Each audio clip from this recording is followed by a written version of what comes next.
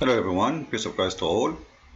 In this video we will talk about something really important, and I hope people will listen carefully. And this is my message actually to the Muslims before anyone else.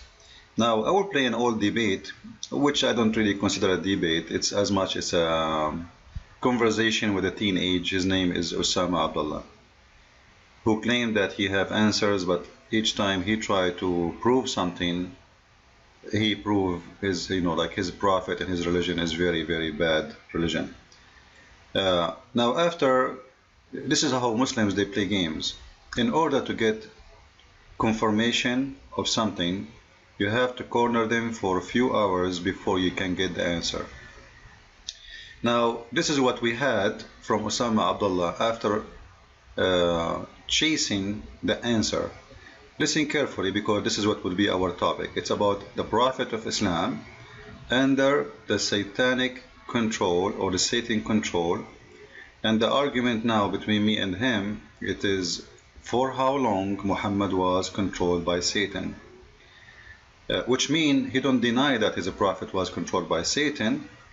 Now the problem is for how long. Alright? So listen carefully, and then we will go and show some stories from the Islamic books. It's been confirmed in the two Sahihs, that's Muslim and Bukhari, what he means, and others from them, that the Prophet, peace be upon him, was bewitched by Labib ibn al-A'sam from the Jews, and the period that he bewitched him in was 40 days. 40. Continue reading, don't stop. It's not 40 days. You stopped. Please, read. I will make you make victory. Read. It's not 40 days. Read it. 40 days. Why you stopped? Read your mic.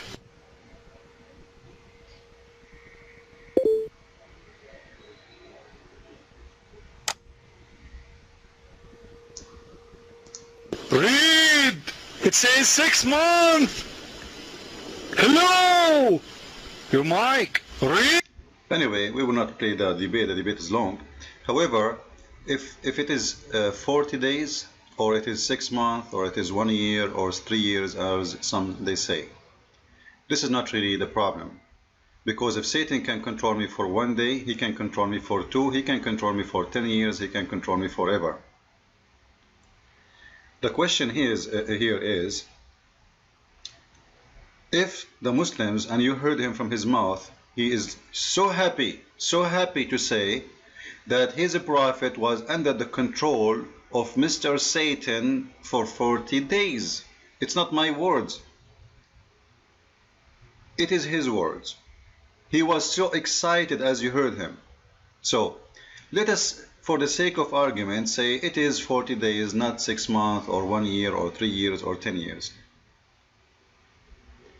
When someone says to you that I have a prophet, and whatever the prophet he say, I do take, and whatever the prophet he forbid, I do forbid. This is chapter 59, verse number 7, as you see in the screen, and this is the Muslim translation, not mine. You will see here the source of Islam is not only in the Quran. Actually, Muhammad, he made it clear that he is the real source of the Quran. As an example, you will see many statements Muhammad he said, it is against what the Quran said, but yet the Muslims, they follow what Muhammad said, not what the Quran said. And there is many examples of that. As an example, one of them, the Quran says if someone is a gay, just insult him. Muhammad, he says kill them. Which one the Muslims, they follow? What Muhammad said, not what the Quran said, not what Allah said, because Muhammad, he is a real God, really. The Quran is just to serve. Muhammad, he can add verses, but it's not important for him to add verses. He just say whatever he wants, because he made a license for him himself in the Quran when he said, claiming that this is coming from his God, and whatever the messengers has given you, take, and what he has forbidden you, you refrain from. So he is the source of law in Islam. Whatever he allowed, it's allowed. It doesn't matter if it's fit or doesn't fit with Allah, no problem. That's it. Muhammad, he said, because Muslims, they believe that nothing of Muhammad act except it was inspiration from God. So whatever he say, it is a must to follow and to obey. All right? So you have to take and obey, and whatever he forbid, you have to refrain from it. And for sure, if you don't refrain, the penalty is coming. It's depend on what else he's asking you to refrain from. So when an Abdul and Muslims agree that Muhammad was under black magic for 40 days, I'm not going to say 6 months, as I said. I'm not going to say 1 year, 3 years, 5 years. In those 40 days, the Quran, or the one who made the Quran, claim that Allah will take whatever Satan he put in the mouth of Muhammad. And you know what I'm talking about, right? This is a satanic verses. So Allah will take whatever is in the Quran. What about what Muhammad, he already allowed them to do? Because as you see, it's not only the Quran, it is what Muhammad say. So as long they agree that Muhammad was under the control of Satan for 40 days, in 40 days, how many false satanic law Muhammad he gave to his followers? The Quran says Allah will take whatever Shaitan put in the mouth of Muhammad as satanic verses, which means he will clean the Quran. And this can be seen in chapter 22, verse number 52. Whenever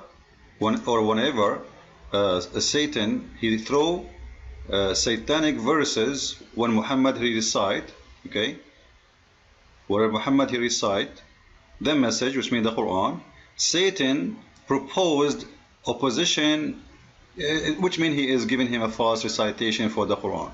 So Allah is going to abolish that. Okay, what about the hadith? What about what Muhammad ordered? Same time, that is a very clear contradiction for what the Quran says. Because as long the Muslims and the Quran and the hadith admitted that Muhammad was under the control of Satan, then the Quran, all of it, is nothing but a fabrication. Number one, what is my guarantee that this verse itself, the one that says Allah will abolish whatever Quran came from Satan, itself is not made by Satan himself, just to make the Muslims relax, just to make the Abdul believe that, don't worry, be happy, we will take it off. Alright? So how I can guarantee, as long Muhammad already is under the control of Satan, how I can guarantee that this verse itself, it's not made by Satan? Secondly, why the one who made this verse did not tell us which verses Allah will abolish, so people they will learn and they will forget about them? They will not memorize them. They will not follow them. He never said which verses. How we will know which verses now is the one we should not follow and those from Satan? Never mentioned in the Quran. Same time, that is a huge contradiction for the Quran itself. Let us see together. We will take them one by one. Chapter 14, verse number 22. It says, by the way, according to Islam, Satan is a good Muslim. Satan is a Muslim. Actually, Muhammad, he said, I converted my Satan to Islam. Just put that in your mind. However, still he do his job as a Satan. Here he says that Satan is talking, that I call you and you obeyed me.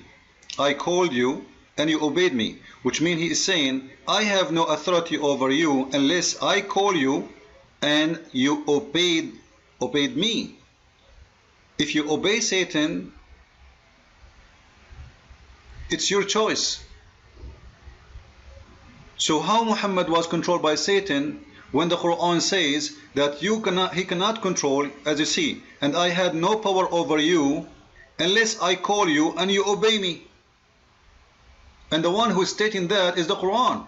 Quran is saying the Satan is saying that, but he affirmed that, he approved it.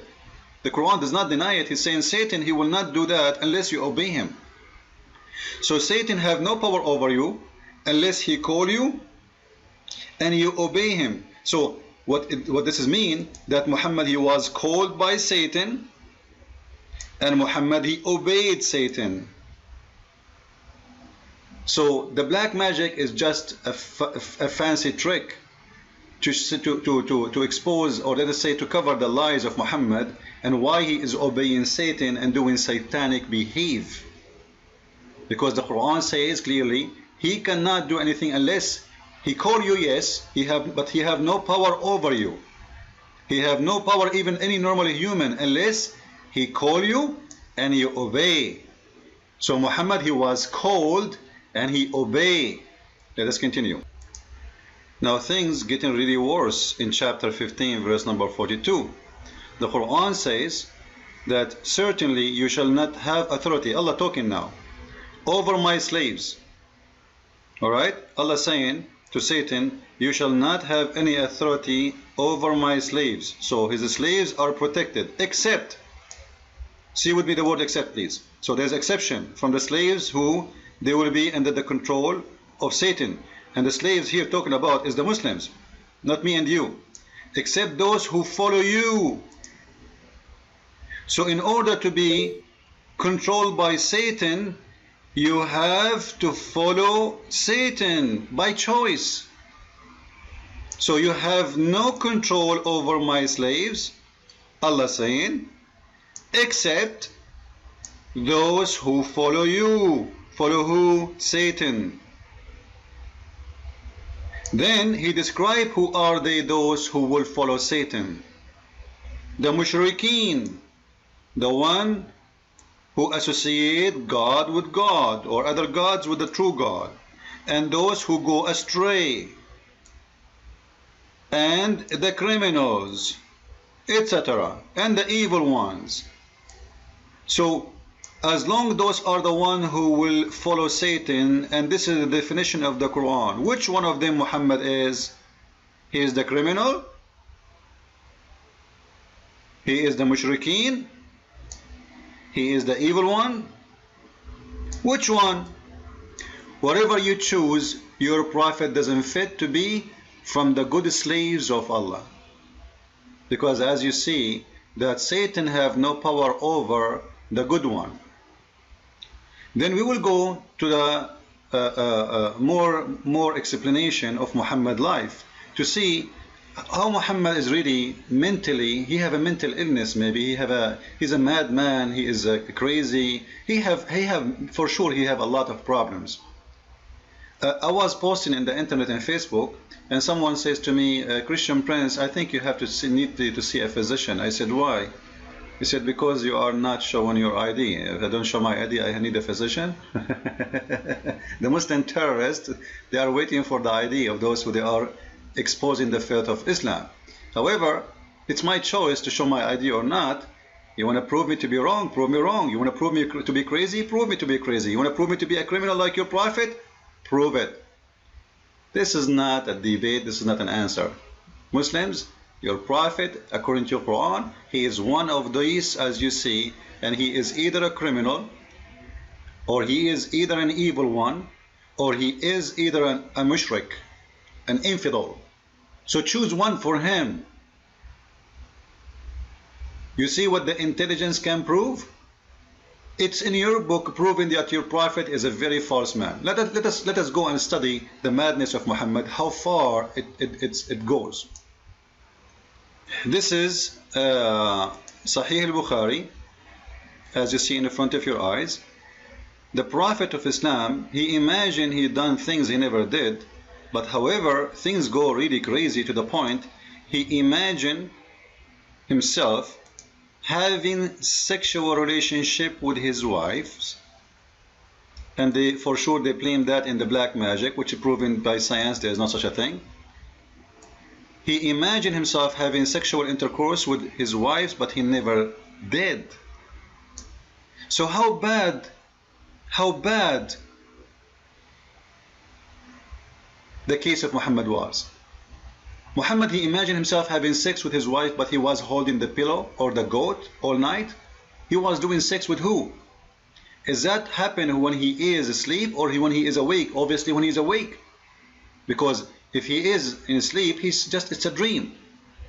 But he is imagining, he is a delusional, he is seeing things never happen even when he is awake. And now you can go and ask any doctor what that means. Christ is Lord, Islam is false. Amen to that.